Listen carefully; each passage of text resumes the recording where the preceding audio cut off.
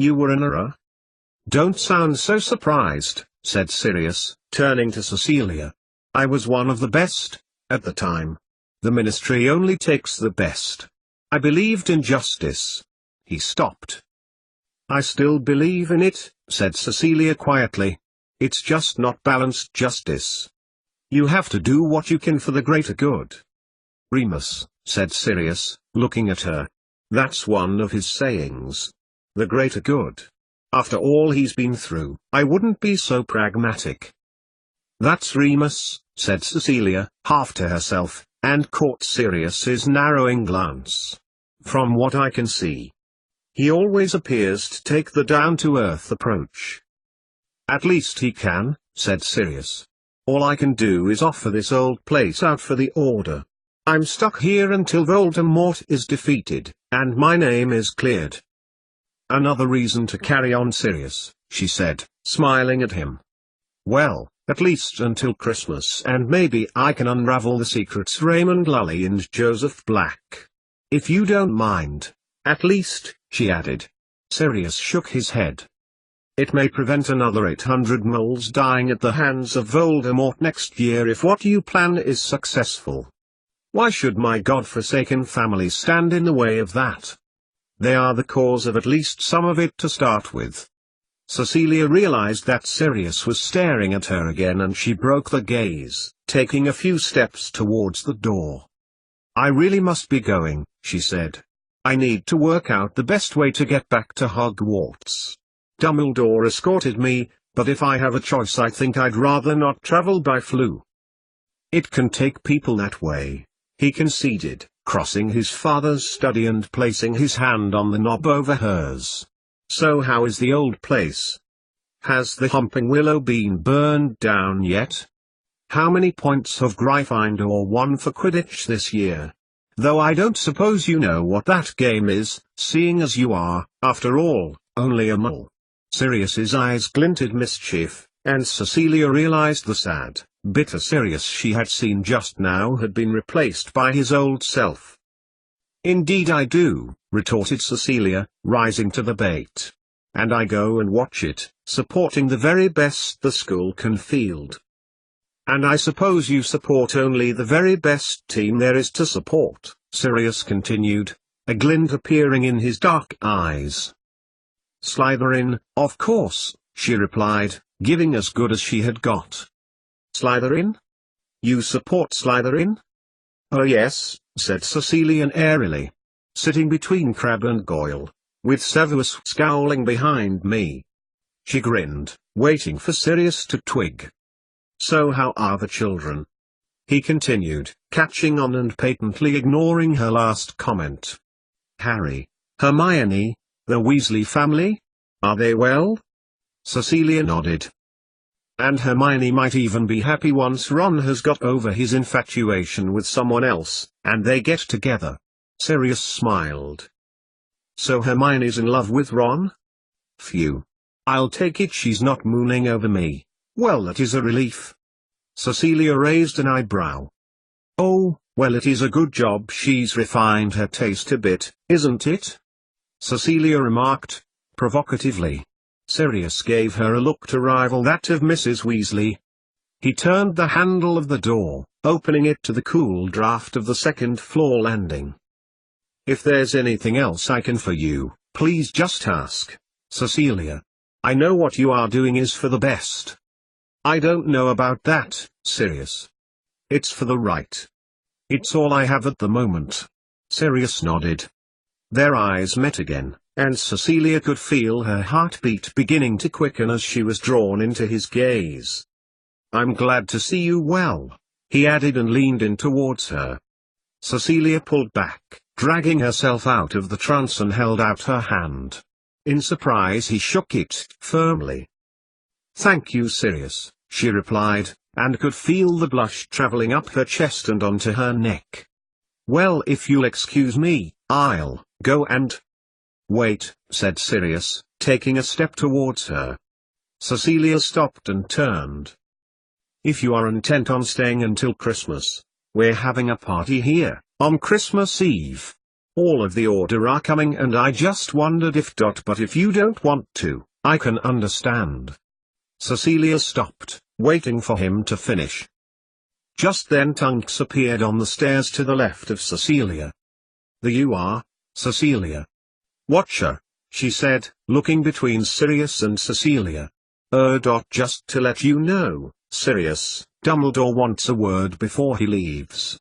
He's just about to."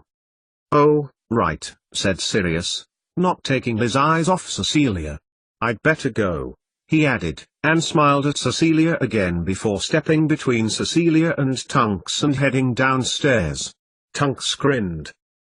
"I was just talking to Sirius," said Cecilia, feeling the blush work its way up her face and add to the vibrancy of her hair when it reached her scalp. "He was telling me about your family. Some of the more gruesome details, by the sounds of it. Upsetting himself rather a lot." Tunks nodded. "All I can say, Cecilia, is that I've never heard Sirius lost for words before. I suppose our family is enough to do that to anyone, especially what he's been through." Cecilia nodded and made to go downstairs too. "Well, I suppose I'd better be getting back to Hogwarts," said Cecilia, stepping down onto the first step. "It's a shame that we haven't had much time to chat." "Yes, Remus dragged you off here to tell you about about." She stopped and looked at Cecilia, lost for words. "About the Mole murders on Halloween," finished Cecilia, and the young witch nodded slowly, her purple spiky hair catching the light from the candle sconces. "Why don't you stay here?" said Tunks, brightly.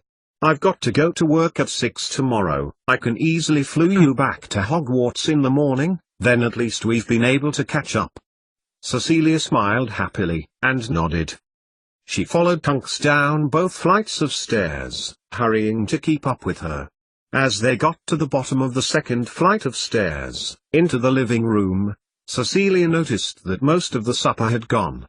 The plates and tables had vanished and more settees had been added to accommodate the 20 or so wizards who were still there.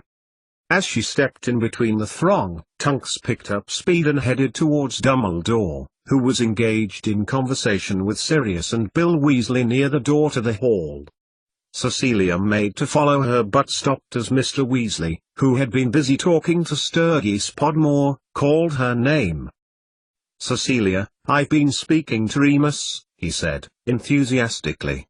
"He tells me that you are still searching for information that will be of value to your work." Cecilia nodded, glancing past Mr. Weasley at Tunks, who was speaking to Dumbledore now. She glanced back, giving Mr. Weasley her full attention. "Yes," she said. "I mentioned Raymond Lully," she began. "Now Sturgis here," Arthur Weasley gestured to Podmore, who was standing to Cecilia's right. "He has some connections in the Ministry. We have been discussing how we can try to locate some information that might be some use to you." "To help Harry," said Sturgis, joining in the conversation. "He thinks he may be able to help you although it may take some time," said Sturgis, twitching his moustache. Cecilia smiled at Sturgis. "That would be very helpful indeed," said Cecilia, "especially after all the help you have already been." "It is indeed an honor," said Sturgis, twitching his moustache again, and Cecilia realized that if Sturgis had a bowler hat he would be mistaken for either Thompson or Thompson from the Tintin books. He even talked like an accountant. "So Raymond Lully," continued Sturgis, pulling out a notebook and scribbling down the name. "Anyone else?" "Yes," said Cecilia thoughtfully. "He was mentioned in the book I read in association with the word reciprocator, but I don't know that one either. And Oswald T. Whoever he is." "Oswald T.," said Sturgis, looking down at the notebook as he wrote. "Any others?" "Oh, no," said Cecilia, pausing. Should she mention Joseph Black? She glanced up at Sirius. He had said he would be as much help as he could. "No," said Cecilia. "One last name. Joseph Black, but he was a long time ago. 1728 to 1799, finished Sturgis, flatly. "Everyone wants to know about him. It's a wonder you don't already know enough about him, being a mole, and about the old magic at Halloween," he continued in his South London accent. "But, nevertheless, I will endeavour to do what I can with this information and pass it on to Arthur without delay." "Thank you, Sturgis," said Mr. Weasley, and turned from Podmore to Cecilia. "I hope that's going to be of some help, Cecilia." Cecilia was about to answer when she noticed Tunks behind Mr. Weasley, waving frantically and trying to get her attention. "Excuse me, Mr. Weasley," she said, "I think Tunks wants to speak to me." Arthur stood aside, but before Cecilia had a chance to approach Tunks, she'd bounded in Cecilia's direction, grinning manically. "I just spoke to Dumbledore," said Tunks. "Snape was going to take you back this evening, but he's happy to let me do that in the morning. Isn't that great?"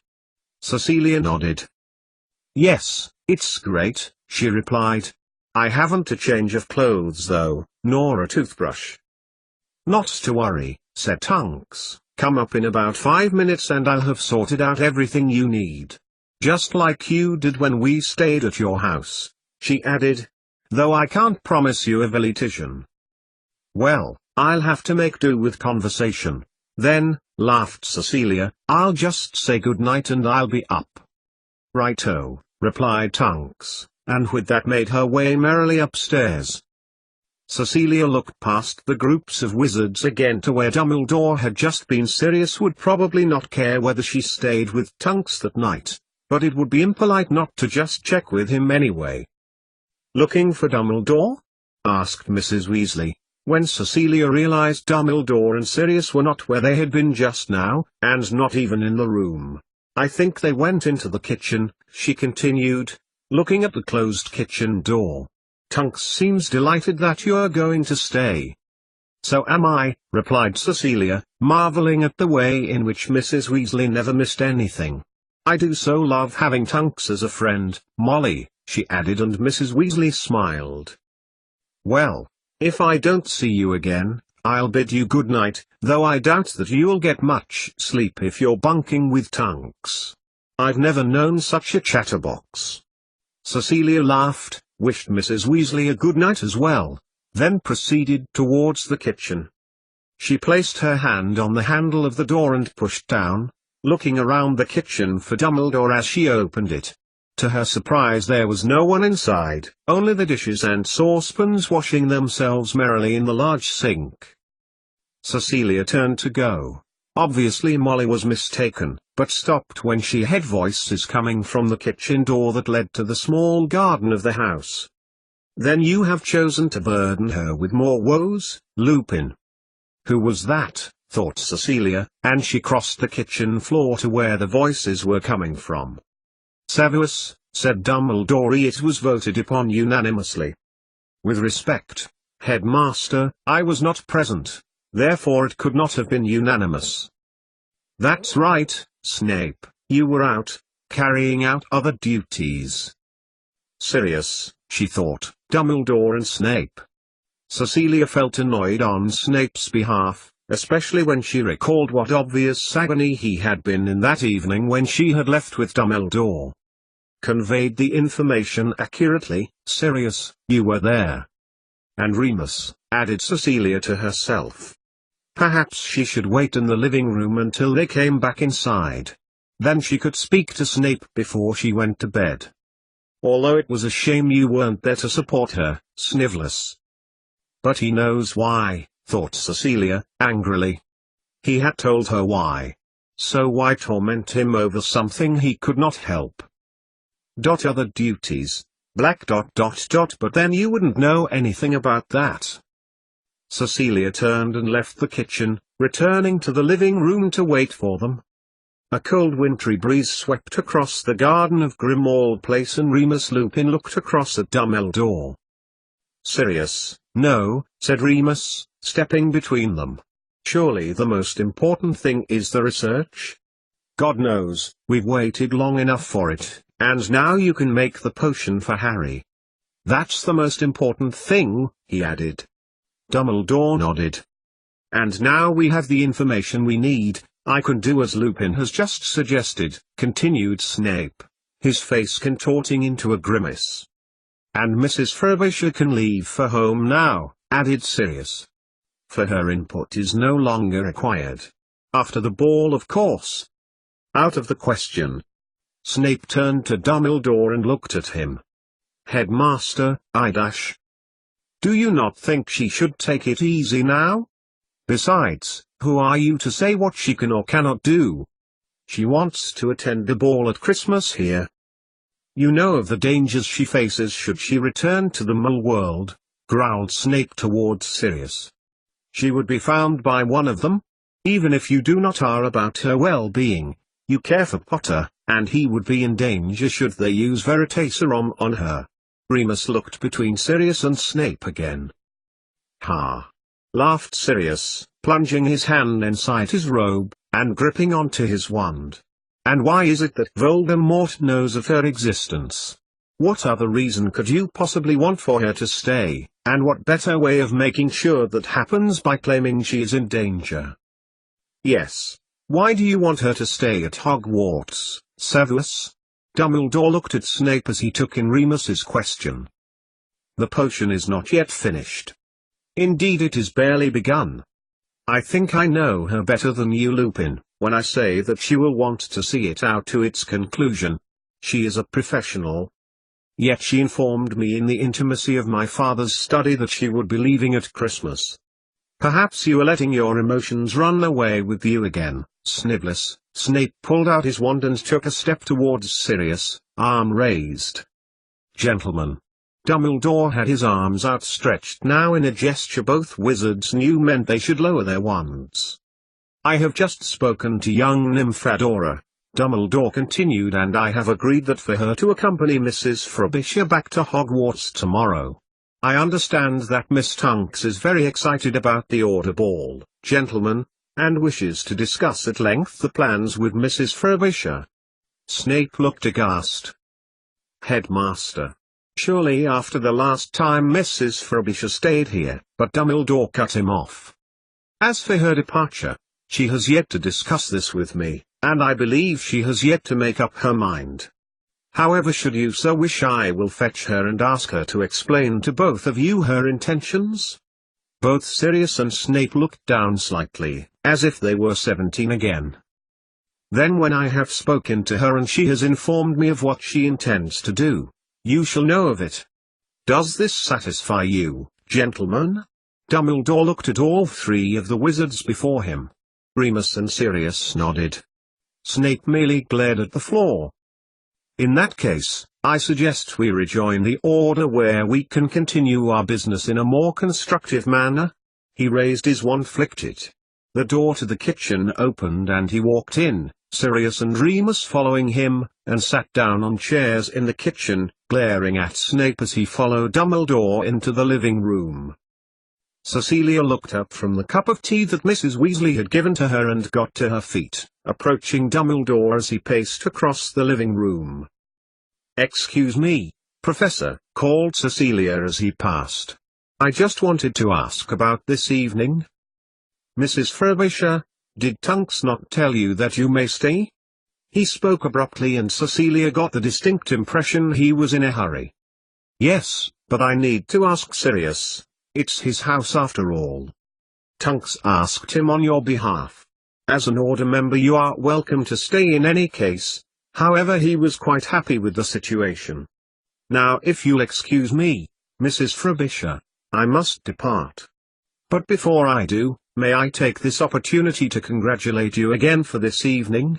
Not many wizards could have managed what you did. And I am heartened that you have agreed to come to the ball here on Christmas Eve. It should be a night to remember." He smiled warmly, patting her on the shoulder, before turning and gliding swiftly to the door to the hall. Cecilia turned and made her way to the stairs, half wondering that Tonks would have made an appearance by now, as she had promised her she would only be 5 minutes. "Mrs. Frobisher." As she put her foot on the first stair, Cecilia turned to see Snape beside her. She smiled. "Severus, I thought I heard you. I mean, Tunks told me you were here. I did it, she added, smiling. I heard you were exceptional, replied Snape. And that you were returning home at Christmas. Cecilia looked back at Snape, confused. I'm not sure, she said. I mean, probably not for good. Just for the time of year. To see my family. She smiled again, looking in the direction of his left arm, and he followed her look. All is well. Now, he said, although I am sorry to have missed this evening. The work we were doing this afternoon, I have a feeling I know where we were going wrong. Shall we continue our research tomorrow evening? Cecilia nodded. I'm staying here this evening, she added, suddenly feeling tiredness sweep over her. Tunks said she told you? It'll be good to catch up with her. Indeed she did. Snape stopped. And you are well? I trust Black did not attempt anything untoward. Cecilia shook her head, opening her mouth to wish Snape a good evening. Cecilia, he said quietly. On Christmas Eve there is to be a ball. Sirius mentioned it, replied Cecilia, nodding. I wondered, Mrs. Frobisher, will you do me the honor of accompanying me? Cecilia smiled. Yes, she thought, nodding to herself. Yes, said Cecilia, taking a step forward, I would love to, Severus. He nodded his head slowly. In that case I will not delay you. I'll see you in the potions classroom at 5:30. Don't be late. 88,888,888. So our ancestor Black, Joseph Black. He was also a scientist. Wow, that's really worth knowing, Cecilia, said Tunks. They had been in their respective beds in Tunks's room for half an hour after Tunks had excitedly given her a spare set of pajamas and a toothbrush that she had operated to diagonally to get for her. No, said Cecilia. The dates match, but I don't know for sure. But what I am sure about is that he fits into all of this somewhere. Like Raymond Lully. Cecilia's mind wandered to the conversation she had heard with Remus, about her collecting the information she needed. I wish I'd got samples from these wizards too and run DNA tests on them. Perhaps they would have revealed more information. She sighed and turned over in the gloriously comfortable single bed and faced Tunks. And that of Harry's. She stopped, biting her tongue to stop herself from finishing the sentence. Harry's? Tunks asked her, curiously. But you tested Harry's, didn't you? Or am I getting confused? Harry's cousin, Dudley, finished Cecilia. Sorry, I was just yawning. To check, she added. Wished you'd said Tunks. I could have got you some of that as well as Petunia Dursley's. You got the samples? Asked Cecilia. How did you manage that? Wasn't easy, admitted Tunks, but then, if you are going to leave your window open, with your hairbrush on the dressing table, you can hardly blame a witch on a broomstick who accidentally needs a few strands if she leans in and takes them, can you? Cecilia sat up in bed a little, and turned to Tunks.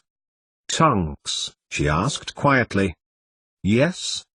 I was wondering, you know the question Remus was asking this evening, about whether everything was safe with the potion. You asked the question too, MH, conformed Tunks. What did you mean?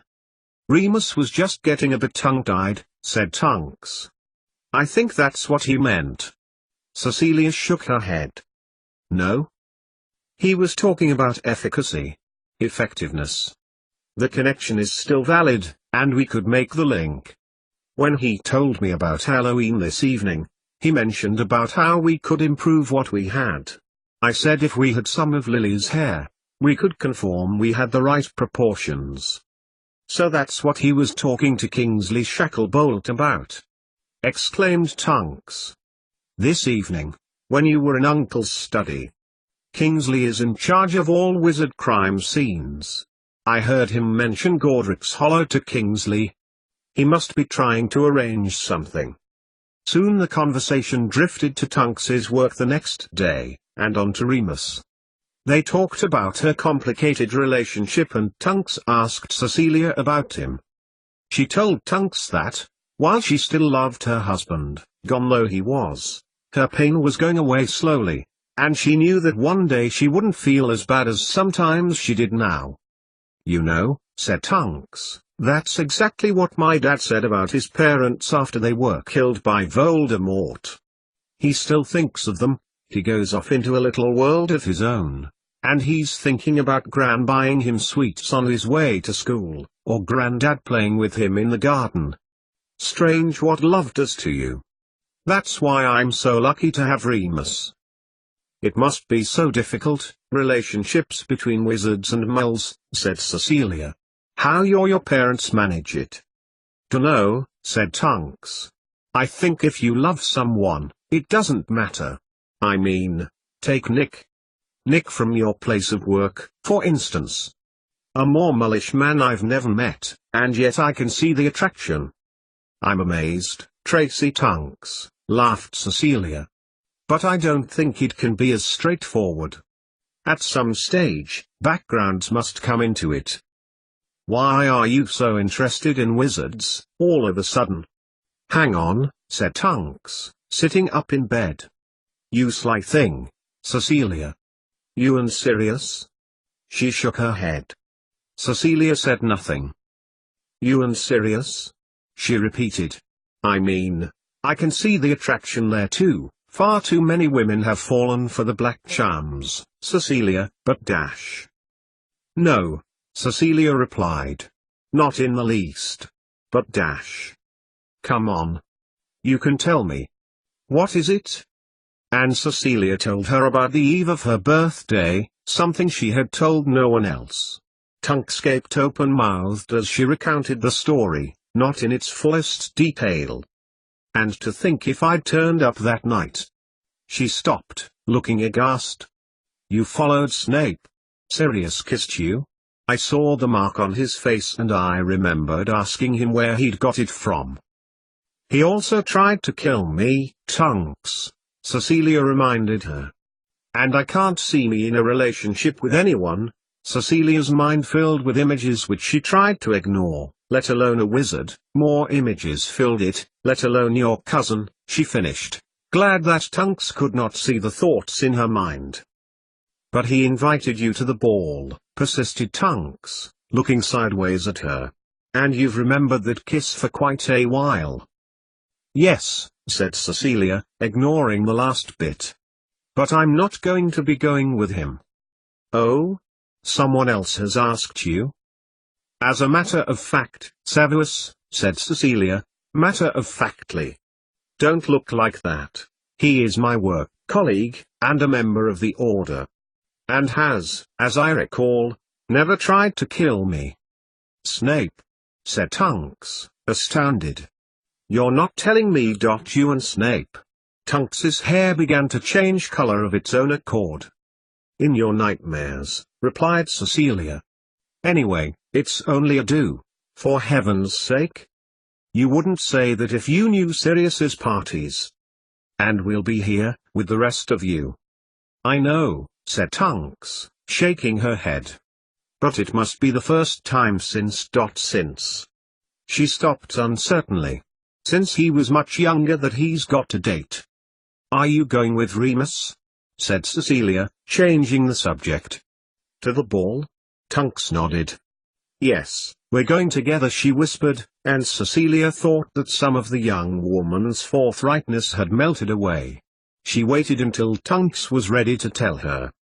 "I think he's going to ask me to marry him, Cecilia." "At the ball? On Christmas Eve?" Her voice was tinged with excitement and Cecilia recognized herself, 8 years ago, telling Libby something similar. She pulled her pillow towards her and turned to face Tunks in the darkness. "Oh Tunks, that's marvelous," said Cecilia, smiling towards the witch, trying not to let the sinking feeling in her heart be heard in her voice. "How wonderful." And as they began to discuss what Madame Imanus would have in her glorious clothing shop that they would buy, Cecilia's mind began to linger on with Remus Lupin again, this time, with added guilt.